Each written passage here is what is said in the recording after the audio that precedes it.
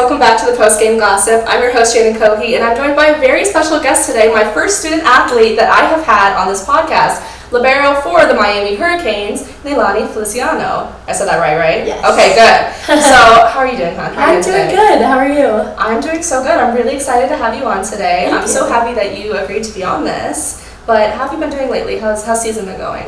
I've been good.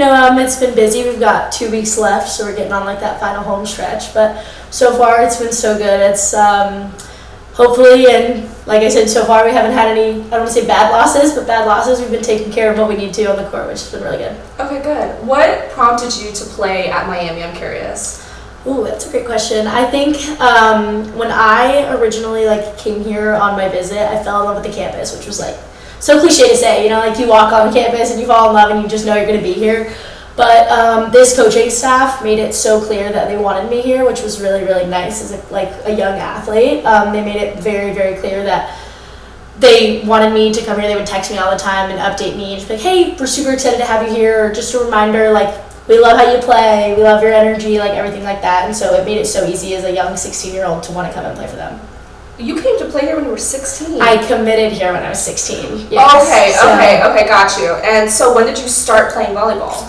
I started playing volleyball at 8, but I started club volleyball at 10. So I got pretty serious about it around probably 13.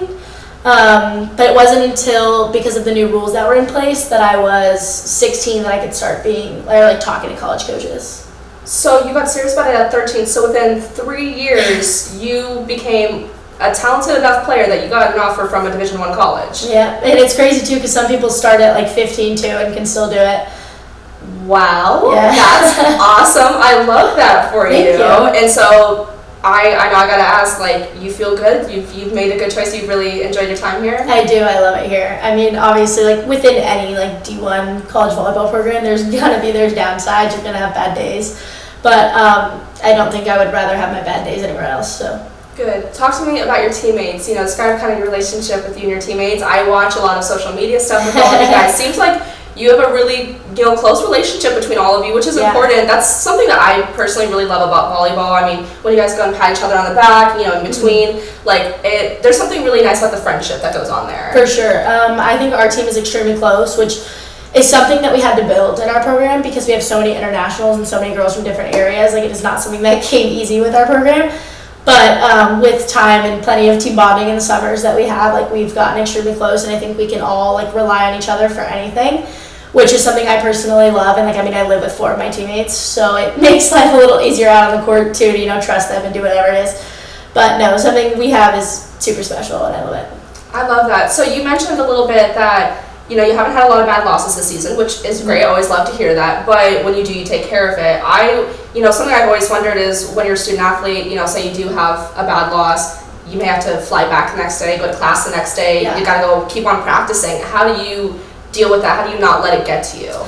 Yeah, we kind of go with a mentality of even in the game, next play, the next thing, we move on really quick. We have to have pretty much we call it the goldfish mindset. Whatever happens, you got to forget about it. And that goes for wins too. We pulled off a big win against Stanford, and literally the next day we came in and we were listen, last night was awesome, but it means nothing if we don't go protect our wins. And so we have to move on really quickly, and the next thing that we have coming up is more important than what just happened.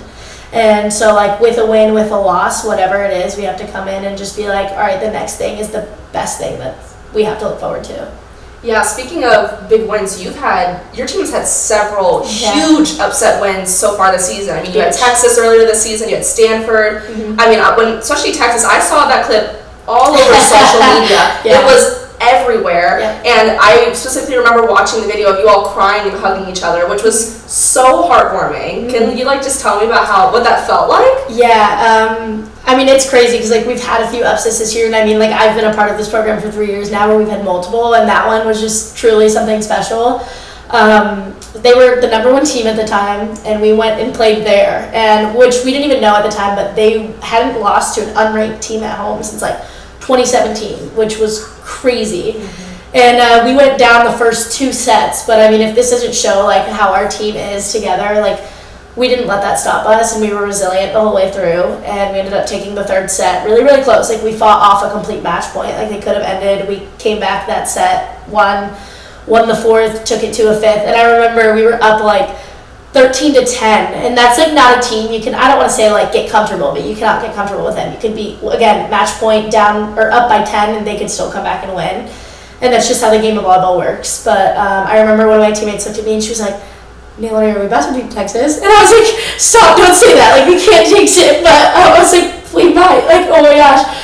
And so no, I'll never forget, like once we won that last point, and we say it to this day too, is like one of our teammates will get a kill and it like ricochets through the block, and it's how we won, how we beat Texas on that match point. And it's so funny, we'll look at each other on the bench, we'll be like, that was a Texas play right there. And so no, I will never forget that day. Like so many happy tears, because like not that we didn't believe in ourselves, but it was just a moment that like a dream come true.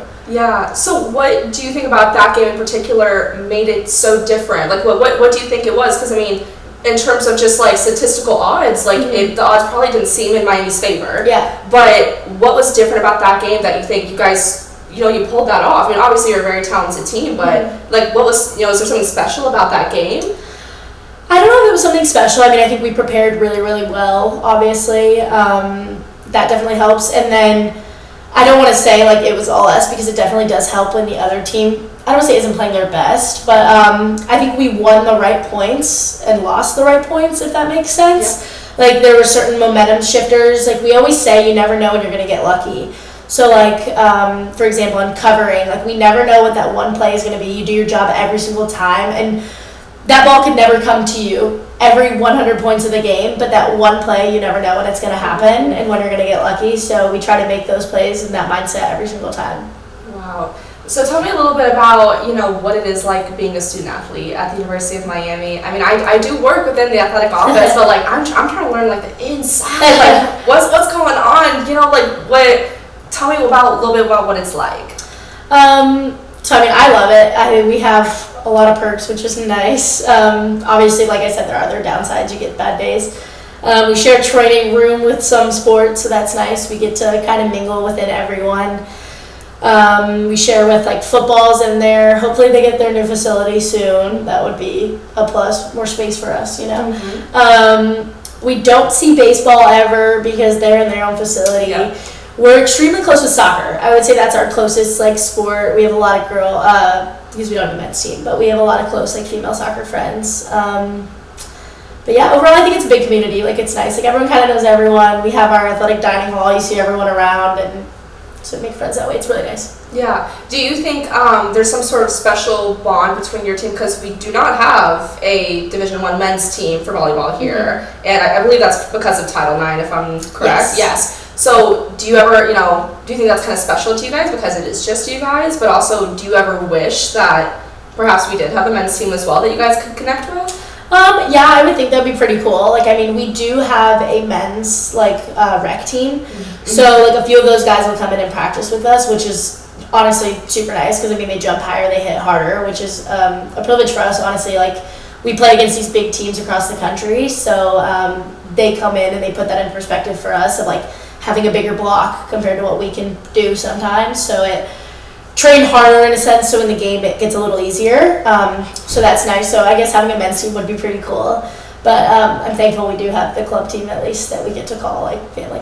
That's awesome. So I've asked you a lot about the athlete part of your job, but I want to know a little bit more about the student part. So can you tell me a little bit about what you're studying here and perhaps why you chose that? Yeah, so I'm a health science major, so I'm in the PT track. So sports physical therapy is kind of what I want to do. I want to stay in sports. I love sports. I've grown around it my whole life. Obviously, when I'm done with volleyball, I couldn't imagine my life without sports. So hopefully I get to stay in that. That would be really nice.